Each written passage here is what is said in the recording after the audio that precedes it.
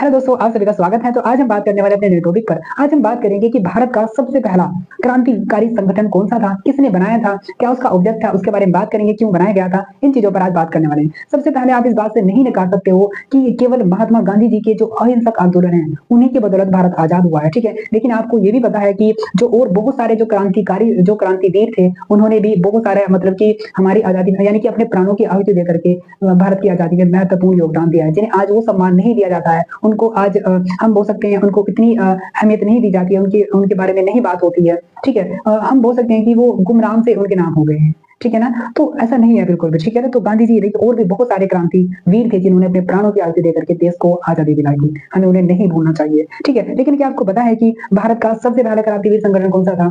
आज उस पर हम बात करने वाले हैं, ठीक है। तो बात है 1857 की, तब मतलब बात है 1897 की, ठीक है ना। तो 1897 में क्या होता है कि बंगाल के अंदर जो ब्रिटिश शासन था उसके खिलाफ असंतोष काफी बढ़ रहा था। अब क्यों ना बढ़ेगा, क्योंकि वो क्या कर रहे थे, वो जो बाहर के लोग थे, जो हम बात करें जो बाहर के लोग उनको क्या कर रहे थे, बहुत ज्यादा उनका शोषण कर रहे थे। तो देखो हर चीज की क्या होती है, लिमिट होती है, एक चरम सीमा होती है हर चीज की। तो जब कोई भी चीज चरम पर आ जाती है तो ऐसे में उसका विरोध होना बिल्कुल कंपलसरी है, ठीक है ना। बिल्कुल विरोध हो ही जाता है। तो ऐसे में 1897 की बात है, बंगाल के अंदर क्या हो रहा था, बहुत ज्यादा शोषण हो रहा था लोगों का। तो ऐसे में ब्रिटिश शासन के खिलाफ बहुत ज्यादा असंतोष बढ़ रहा था। तो इसी माहौल के अंदर इसी चीज को देखते हुए इसी माहौल के अंदर भारत का सबसे पहला क्रांतिकारी संगठन बनता है, जिसका नाम था क्या? अनुशीलन समिति। अनुशीलन समिति ये भारत का सबसे पहला क्या था? क्रांतिकारी संगठन था, याद रखना है, ठीक है ना। 1857 में ही क्रिएट हुआ था, ये बना था, क्योंकि माहौल ये सब बन रहा था वहां पर, ठीक है। तो ऐसे में फिर उसके बाद में क्या होता है कि 1902 में यही जो समिति है ये अपनी क्या करती है, शुरुआत कर देती है। शुरुआत यानी कि इसके हम बोल सकते हैं इसकी बैठक हो रहा है, ठीक है। इसके अंदर लोग जुड़ना स्टार्ट हो जाते हैं, कहां पर? 1902 के अंदर ही,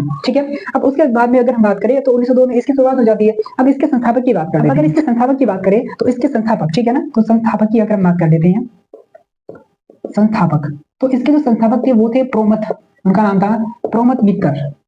तो उनका नाम था क्या? प्रोमथ मित्तर था इनके संस्थापक, ठीक है। तो याद रखना भारत का सबसे पहला क्रांतिकारी संगठन कौन था? अनुशीलन समिति था। और ये अपनी शुरुआत कर देता है कब? 1902 में कोलकाता से, ठीक है। लेकिन और क्या में क्या था? कोलकाता से क्या कर देता है, शुरुआत हो जाती है किसकी? इसी क्रांतिकारी संगठन की, ठीक है ना। तो याद रखना पहला कौन? अनुशीलन समिति। शुरुआत कहां से होती है? कोलकाता से, कब? 1902 में। और इसके संस्थापक कौन थे? प्रोमथ मित्तर थे। बाद में क्या होता है, इसके अंदर बहुत बड़े बड़े क्रांतिकारी जो क्रांतिवीर जो लोग थे वो उसके अंदर जुड़ना स्टार्ट हो जाए। जैसे अगर हम बात करें अरविंद घोष की बात करें, फिर बात करें बारिंद्र कुमार घोष की बात करें, तो ऐसे लोग इनके अंदर क्या हो रहे थे, जुड़ते चले गए और ये संगठन एक पावरफुल संगठन बनता चला गया, ठीक है ना। जिन्होंने अंग्रेजों के खिलाफ बिल्कुल क्या बोलते हैं, खतरनाक वाले षड्यंत्र करने स्टार्ट कर दिए, ठीक है ना, क्योंकि अब तो स्टार्ट होना ही था ये सब चीजें। अब उसके बाद में क्या है, अगर बात करें इसके उद्देश्य की, उद्देश्य बिल्कुल साफ है। उद्देश्य क्या था इसका? बिल्कुल अंग्रेजों के खिलाफ अंग्रेजों के खिलाफ क्या करना, आंदोलन करना, आजादी के लिए काम करना, ये सब इनके क्या थे, उद्देश्य थे। लेकिन अगर उद्देश्य की बात करें, इसका मेन उद्देश्य ये था कि उस टाइम पर जो नव युवक थे, यानी कि जो अगर हम बात करें जो युवा थे, उनके अंदर देशभक्ति के प्रति क्या करना,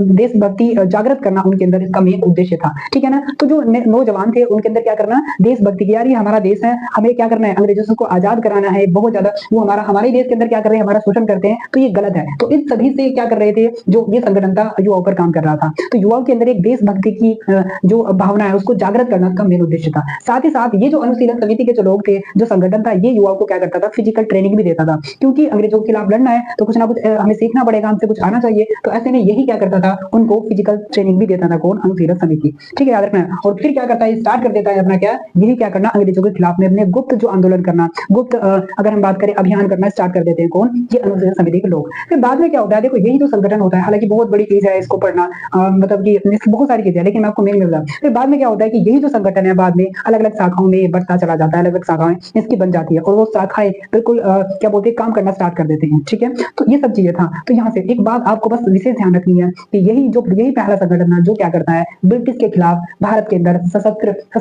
क्रांति क्या कर देता है, शुरुआत कर देता है, ठीक है ना। तो भारत का पहला क्रांतिवीर संगठन कौन सा? वो था अनुशीलन समिति। शुरुआत होती है कोलकाता से, संस्थापक कौन? प्रोमथ मित्तर। और भी जो मेन नाम आते हैं याद रखना है, ठीक है, आपको याद रखना है। इसमें मेन नाम आते हैं कौन? अरविंद घोष का भी नाम आता है, ठीक है। अरविंद घोष, मैंने कहा आपको जुड़ना स्टार्ट होता है उसके बाद में अरविंद घोष की बात करें तो अरविंद घोष हुआ, बारिंद्र कुमार घोष हुआ। तो ये सब थे जो इसके अंदर क्या हो रहे थे, जुड़ रहे थे। और भी बहुत सारे क्या थे जो क्रांतिकारी थे इसके अंदर जुड़ रहे थे, ठीक है, याद रखना है।